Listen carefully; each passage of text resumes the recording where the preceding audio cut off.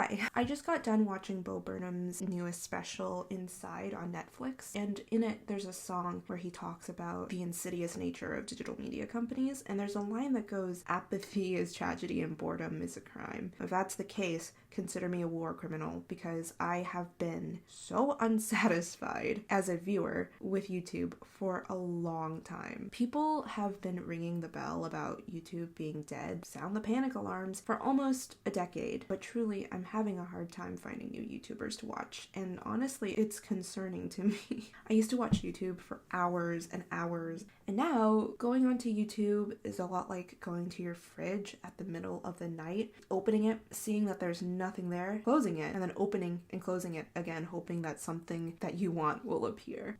I was a precocious YouTube viewer ever since I was 8. I'm 21 now, so I grew up watching YouTubers like Charlie Is So Cool Like and Community Channel. I do remember when you can change fonts on your channel page. That was a thing. I remember King of the Web. Do you remember King of the Web? Maybe. Some of you might not. That was a thing. And like a whole bunch of like really old school YouTubers. Like I should not have been watching this stuff, but I was. You could chalk it up to the fact that I'm growing up and my interests are changing, but I don't know if that's true. I don't have a hard time finding people to watch on TikTok, so that's not the issue. And it's not like TikTok shrank my attention span. I think there's a lot more to it than that. I felt this way since TikTok took off, when I actually had an attention span. Have I been jerked dry by the amount of content I consumed when I was young? Do I have depression? Maybe. Yes. No, that's a solid yes. But it's more to it than that. I see it in other people. I see this general dissatisfaction in a way. Maybe I'm just projecting my issues onto other people. I do sense like an aura of like dissatisfaction.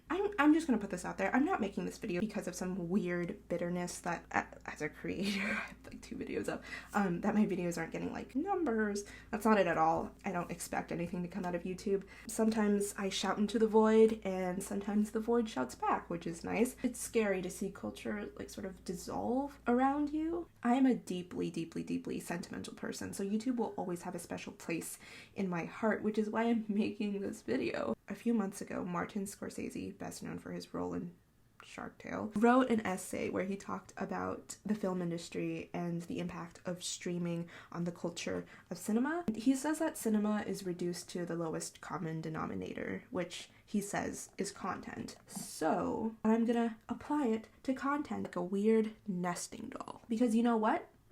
I agree with him. Obviously, content isn't cinema, but there are definitely striking parallels between the culture of cinema and the culture of online content, specifically the culture of YouTube, or the lack of it. He writes, "If further viewing is suggested by algorithms based on what you've already seen, and the suggestions are based on subject matter or genre, then what does that do to the art of cinema?" Let's tweak it a little. Okay, perfect. I don't know if any of you guys can relate, but I don't want to repeatedly watch videos of the same subject over and over. And I think this is the reason why people are increasingly having a difficult time finding new creators to watch on YouTube. It's kind of a self-fulfilling prophecy in a way too. If people who have only been exposed to a certain kind of content, then it begets a certain kind of cultural impetus. If you only see art studio vlogs or drama videos or Minecraft videos or video essays, then if you want to make videos, you would make these kinds of videos. That's not to say that niching down is somehow undignified. I can't help but wonder if certain people would make different kind of content had they been exposed to something else. YouTube has felt increasingly isolationist and robotic, at least to me, in the past few years as well. I don't know exactly when was the tipping point, but I feel like it was around 2016 to 2017. Collaborations took a dip. It seemed like nobody trusted each other and nobody trusted YouTube, which, you know, fair enough, but also holy shit. No means was YouTube perfect before. It had its problems, definitely, but I think it's gotten exponentially worse. Scorsese goes on to write, "Curating is not undemocratic or elitist, a term that is now used so often to become meaningless. It's an act of generosity. You're sharing what you love and what has inspired you." It's true. I don't think true democracy could ever exist on YouTube, but I think there's something to be said about the positive aspect of curation. One thing that YouTube has done in the past that I think is super neat is the whole like creator on the rise. They'll like feature a creator on the explore page. That's nice, but is it enough? I don't know if it's the algorithms or if it's like people, and I think it's both. It's like a even though your TikTok For You page is tailored for you specifically, it retains community in a way that YouTube doesn't, despite how shitty TikTok treats its creators, which I think is fascinating because arguably I think that YouTube, treats its creators slightly better than TikTok. Video lengths aren't the issue. Kind of. You can add shorts all you want, but that's not going to significantly change anything necessarily. You know what TikTok has?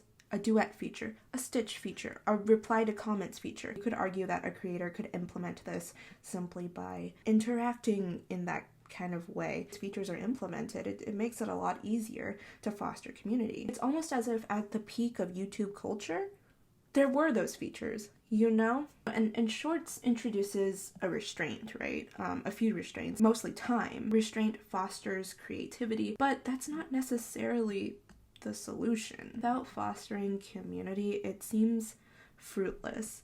And not just some sort of superficial community, blah, blah, blah. No, I'm talking about actual community. People want to be discovered and heard, which, is the impetus for posting anything online. It's the reason why people post on Instagram Reels. The reason why TikTok is much more successful than Instagram Reels is community. Discovery is just, a band-aid, but community retains. And if it's difficult to cultivate community, and more importantly, culture, people will migrate to whatever platform allows them to sort of cultivate that easier. Whatever platform actually has a culture and has a better sense of community. This is not to say that the creators are just at fault. The platform does play a huge role in whether or not, you can develop those things. Are attention spans shriveling? Yes, but the reason why I think it's not just about the length of content is the explosion of Twitch creators over the past few years. I honestly didn't think would happen. So I've noticed something really interesting. A lot of old school YouTubers have stopped making YouTube videos entirely and transitioned into Twitch streaming. I think the first person who I noticed doing this was Swift Karate Chop. Rest in peace. He's not dead. He's just dead to the internet. Like, a cynical part of me is like, their managers are making them do it. Maybe that is the case. But it seems like they genuinely want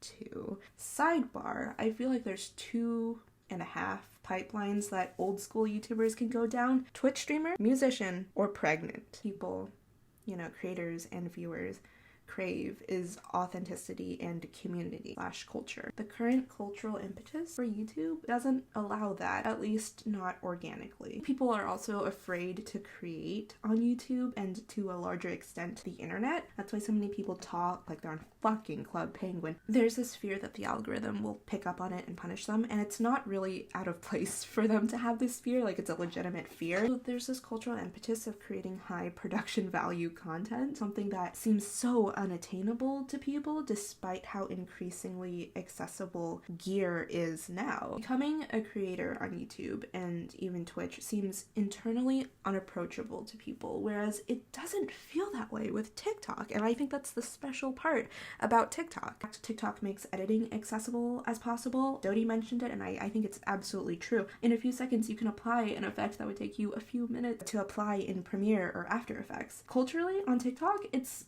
okay to just film from your phone because you see other people doing it. There's less risk, less investment, right? So investment like in gear and like time, and high reward, which used to be the case with old school YouTube. And I get it. Like, the platform is expanding, more people are coming on. Now everything just feels kind of humid. And even with Twitch, there's like a promise of discovery to an extent. I don't think, as far as I know, that Twitch necessarily has like a hardcore algorithm, which I think is great because you can really like look at like the personalities like laid out. Like, they're not necessarily at the mercy of algorithms in the same way that YouTube creators are. Seeing this whole development is interesting because I think I understand kinda why people stream and then upload it. It's like it mitigates the opportunity cost, right, of like time. Well, if people are viewing it on Twitch and I just upload it to YouTube, then I won't waste anything. Does that make sense? With Twitch and TikTok, you're able to find new personalities like fairly easily. YouTube, it's exponentially more difficult. Both the viewer and the creator are at the mercy of algorithms. It'll always be the case with every algorithm, but I feel like it's pigeonholing more than ever. I can't even think of the last time there was a culturally relevant viral YouTube video. I think YouTube is culturally irrelevant, or at least on its path to becoming culturally irrelevant. And that's sad to me. It's really sad. But the way I like to think about it is that if YouTube Rewind, right, rest in peace, if YouTube Rewind was made today, it would be mostly TikTok references. I can name a list of creators I've discovered the past 4 years, let's say, genuinely enjoy and haven't had a previously large platform elsewhere on one hand. Less than 5 in the past 4 years of creators that I've discovered natively on YouTube that I haven't discovered on a different platform. And that's genuinely sad. Don't get me wrong, I think there's like talented people on here. It's just, I want to see more risks. Something that I've found interesting is a lot of these YouTubers that I know of today, they've been editors for larger channels. I think that's really fascinating. For example, I think Best Dressed, she was like an editor for the Sorry Girls, which I think is really interesting. There's not enough fresh faces that grew natively from YouTube. I go out of my way to find new channels and I try my best to tell the algorithm what I want and what I don't want, but nothing seems to come out of it. Just keep getting recommended the same kind of video and also like the same type of personality, and that's unsettling. Oh, I don't like that. I don't know what I want to see. That's the problem. But I do know I want to see different things. I want to see less tutorials and more risk, even though YouTube is a search engine, so you're going to find more tutorials. I hate to be that person, but I do think rhetoric shapes how we see the world, and to an extent, this rhetoric reflects the contemporary digital landscape. Have you noticed that like you have to stop and think about whether or not YT means white or YouTube? Yeah, like YT has rose in prominence, but I think people are just talking about YouTube less, you know? Because before, it exclusively, undoubtedly, meant YouTube. Like, you would not have to think twice, and this was when YT was still being used as white. Now listen, I know the word YouTuber just drips with slime. I noticed something else that's really interesting. The rise of the abbreviation CC, and that doesn't mean closed captions, it means content creator. And we've been calling YouTubers content creators like for as long as I can remember, like 2013, 2012 even. But as platforms are expanding and as YouTube loses its cultural significance, the more the word YouTuber sort of fades from the collective lexicon. I also forgot to mention the rise of the abbreviation of MCYT. Before it would be like, I love YouTubers, right? Like that was the general catch-all term. But now there's like a specific term, which is interesting that people feel compelled to make the distinction. Somehow, we call people who make videos on TikTok, TikTokers. Even the ones we respect, we are more comfortable calling them TikTokers. At least I am, and like my circle is. Yet we call YouTubers that we respect content creators. And I know the word YouTuber carries slime, and I know people don't just exist on YouTube, but that's the problem. And the cultural ethos of YouTube is disgusting.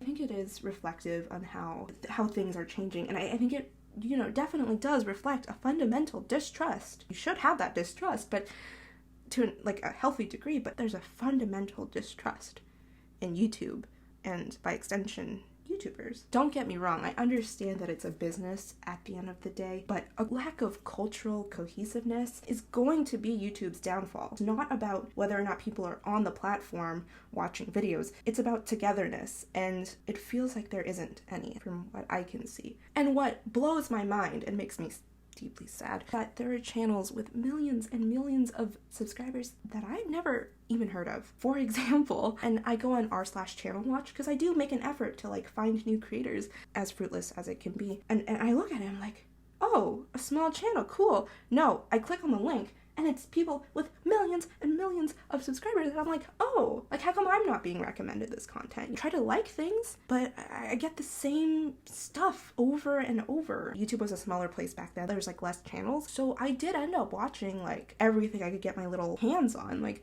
I watched beauty gurus. I watched like gaming videos. I watched the commentary genre. I watched like every seedy underbelly of YouTube. Never, ever, never in a million years would I think that Leafy's Leafy's, that's derogatory. Underpaid editor, Quackity, right? That's how I see him in my mind. I'm so sorry. I never in a million years would I think that he would have such fervent fans. Like, I'm genuinely shocked. No offense. In my head, the Twitch world, and I do say the Twitch world, but I mean like the gaming commentary, blah, blah, blah, blah. Though, you know, some of them were actually YouTubers beforehand. But I think that world and the soft YouTube, quote unquote soft YouTube world are in two different spheres. So I understand why it's unsettling to some people that the Dream SMP stands exist. Like, these are two different worlds, but you're bringing the culture of one world into the other. It is unprecedented. And I've said this before on TikTok, but I think people take umbrage to Dream stands because Dream stands are a physical manifestation of the changing digital landscape. It's like two different realms of the internet mixing like oil and water. And I have watched both sides, and I genuinely mean this. Like, I watched like some stuff. And gamer praxis exists.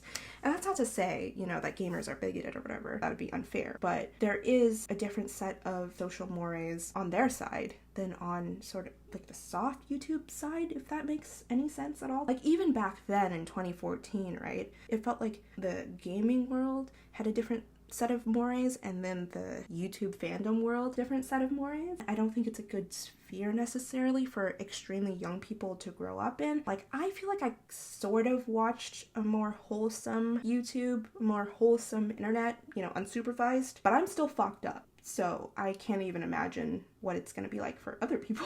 I'm not going to sit around here and say that Dream stands don't have flaws, but they're not different from the flaws of YouTube fandom. So the only difference is that now it's enveloped in a different sphere. YouTube fan culture discourse has been around for ages. Where were you when this discourse was happening? Where did the algorithm place these people who complain about Dream stands? The fact that people who rag on Dream stands equate them to Leafy stands speaks volumes onto how polarizing the algorithm can be. They're not used to seeing this level of like piety towards content creators, really, because I've seen it like back in my day. Like in 2016, I remember looking at all these commentary channels and on Twitter, and it seemed like everybody who interacted with them was just like, yeah, I like your stuff, man. There wasn't like idol worship. It's always existed ever since the dawn of YouTube. There's probably a better example of this. The earliest example that I can think of is with Charlie Is So Cool. I've said this so many times. The emergence of the Dream SMP is